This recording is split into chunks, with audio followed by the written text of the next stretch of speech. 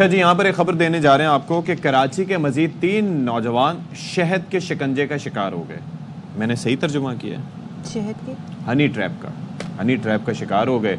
और उसकी क्या तरीक़ेकार होता है कि जी उसके अंदर बेसिकली कच्चे के डाकुओं के झांसे में आके होता यह है कि मुख्तलिफ फ़ोन नंबर्स और आवाज़ चेंज करने वाले आलात का इस्तेमाल करते हुए इनको फंसाते हैं, वरगलाते हैं। Very unfortunate, it is very unfortunate, sad मनाज़िर हम आपको दिखा रहे हैं। और ये वीडियो जारी की है इन नौजवानों की। में जकड़े ये आपको बंधे ये नजर आ रहे हैं। मगवी ये कराची के शहरी हैं।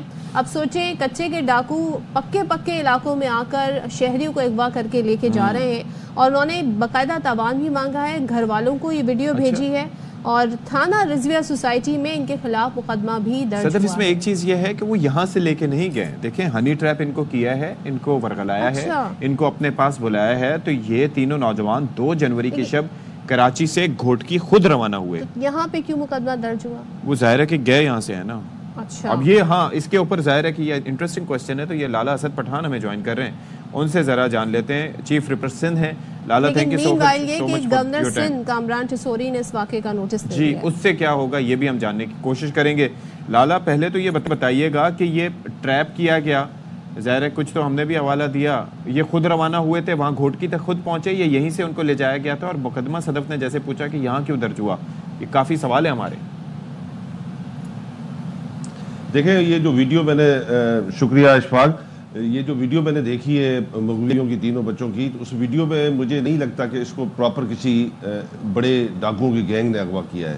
ये जो छोटे छोटे चंदी चोर जो हैं वो भी उनके नाम पर काम कर रहे होते हैं मुख्तलिफ इलाकों में सिंध के। तो मुझे लगता है कि ये वो लोग हैं जिन्होंने वो किया। एक तो मसला ये कि वो तावान जो है इतना हल्का कभी भी नहीं मांगते। तो 20 लाख रुपए का तावान, वो तो करोड़ों रुपए के तावान से शुरू करते हैं, फिर आखिर में मामला कहीं लाखों में ही तय हो जाता है जाकर। तो इसलिए थोड़ा सा इसमें शकूक व शुबात है कि ये प्रॉपर डाकू नहीं है। और दूसरा, प्रॉपर डाकू होते तो वो खुद भी इसमें नजर आ रहे होते। वो बंदूक लेकर खुद खड़े होते हैं, वो डंडी मार रहे होते हैं, बंदूक से इशारा कर रहे होते हैं, मतलब उन्हें डर नहीं होता, खुद पैगाम भी दे रहे होते कि ये हाँ जी, नहीं उनको किस चीज का डर है, वो तो खुलेआम अब एक इंडस्ट्री चला रहे हैं। एक चीज मुझे ये बताइएगा कि ये जो बाज डाकू ज़ाहिर है कि अगले की हैसियत भी देखते होंगे कि वो कितने दे सकते हैं। ये बेचारे जो हैं वो मासूम लोग सोफा और कारपेट की सफाई का काम करते थे, गरीब मजदूरी पेशा लोग हैं, तो इनके लिए तो 20 लाख भी बहुत है ना। शायद ये वजह भी हो। देखिए, वो तो जो लोकल दूध फरोश को भी अगवा करते हैं, गदा गाड़े वाले को भी अगवा करते हैं, तो डिमांड वो 1 करोड़ रुपए की करते हैं। अच्छा, क्योंकि उनको पता है कि अल्टीमेटली अगर वो बंदा पैसे नहीं देगा तो रियासत पैसे अदा करेगी, हुकूमत पैसे अदा करेगी, इलाके के जो लोग वो पैसे अदा करेंगे, उसके जानने वाले चाहने वाले कोई ना कोई पैसे अदा करेगा। जब मीडिया पे ये बात जाएगी तो कोई ना कोई अदा करेगा। इससे क्या डिफरेंस पड़ता है, फर्क क्या पड़ता है इससे कि अगर ये वो डाकू नहीं है या ये दूसरे डाकू हैं और छोटे लेवल के हैं, तो क्या बासानी पुलिस बाजियाब करवा लेगी? देखिए सदब, सबसे पहले ARY ने ही पूरी पाकिस्तान को और पूरी दुनिया को बताया कि ये एक बहुत बड़ी इंडस्ट्री है जी। इस इंडस्ट्री के बहुत सारे बेनिफिशरी हैं, उसमें आपके पॉलिटिशियन भी बेनिफिशरी हैं, आपके वहाँ पर सियासतदान भी जो इलेक्टेबल्स हैं वो भी बेनिफिशरी है, वडेरे भी, सरदार भी बेनिफिशरी हैं, और डाकू भी बेनिफिशरी है, और पुलिस की बहुत सारी काली भेड़ें भी बेनिफिशरी हैं। तो ये अरबों रुपए की इकोनॉमी है। क्या फ़र्क पड़ता है, गरीब आदमी लाखों रुपए दे, करोड़ों रुपए दे, या कोई भी चंदा करके दे या किसी भी तरीके से दे, तो ये एक इंडस्ट्री है जो फल फूल रही है।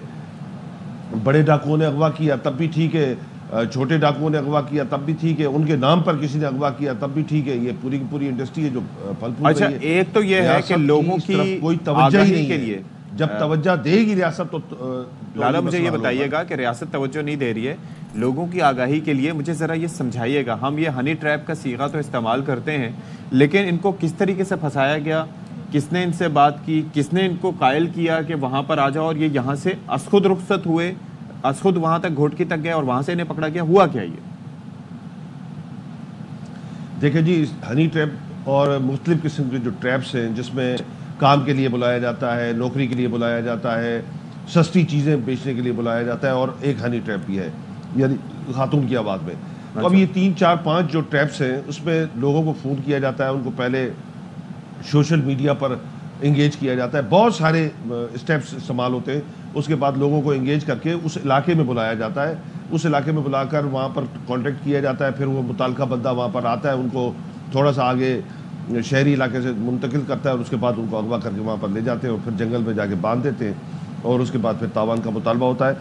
बारहा टेलीविजन्स पे और मुख्तलिफ ज़रियों से जो है वो लोगों को इतला दी जाती है कि ना जाया करें, ये बहुत बड़े वहाँ पर ट्रैप्स हो रहे हैं, ज़्यादतियाँ हो रही हैं लोगों के साथ, इसमें अगवा बराए तावान होता है, लोग सफ़र कर रहे होते हैं, मगर उसके बावजूद भी जितना भी मीडिया ने अब तक इसमें अवेयरनेस दी है उसके बावजूद भी लोग जाने के लिए तैयार हो जाते हैं। इनका कोई ब्रेक सीजन चल रहा है, कच्चे के डाकुओं का कोई वारदातें नहीं हो रही हैं, क्या कोई उनके खिलाफ एक्शन नहीं हो रहा, या खबरों में नहीं है, या काम ही नहीं कर रहे हैं, हो क्या रहा है इस वक्त?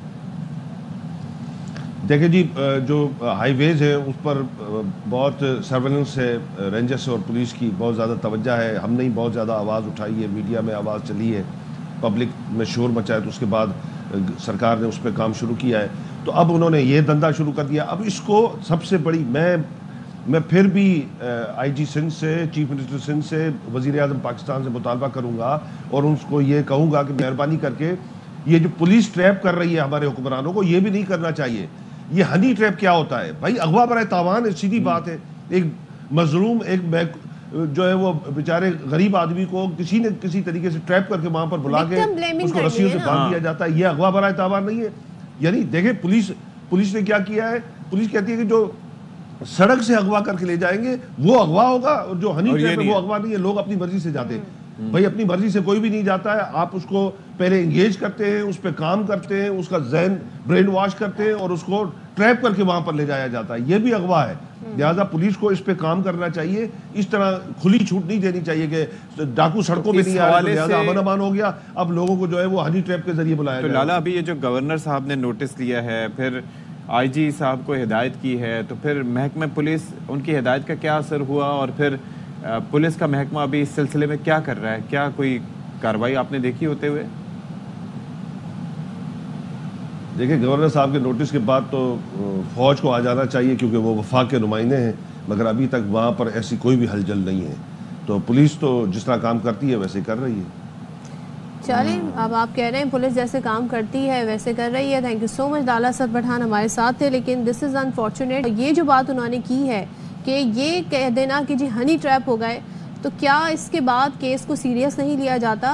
ये केस भी उतना ही सीरियस है जैसे अपनी मर्जी से गए थे तो बस जी छोड़ो उनको, ऐसा नहीं होना जाता है। तो ये जो हनी ट्रैप की जो इस्तेलाह यूज कर रहे हैं, ये तो बेसिकली हम यहाँ पर विक्टिम ब्लेमिंग कर रहे हैं, टोन डाउन कर रहे हैं एक तरीके से कि जी हाँ जी ये गलत है, ये इतना बड़ा इशू नहीं है, ये तो खुद ही देखिए इन्होंने खुद ही जाके फंस गए। किसने कहा था वहाँ जाए? ये मुनासिब नहीं है। पुलिस का ये रवैया नहीं होना चाहिए, और खासतौर पर रियासत को थोड़ा सा ख्याल करना चाहिए।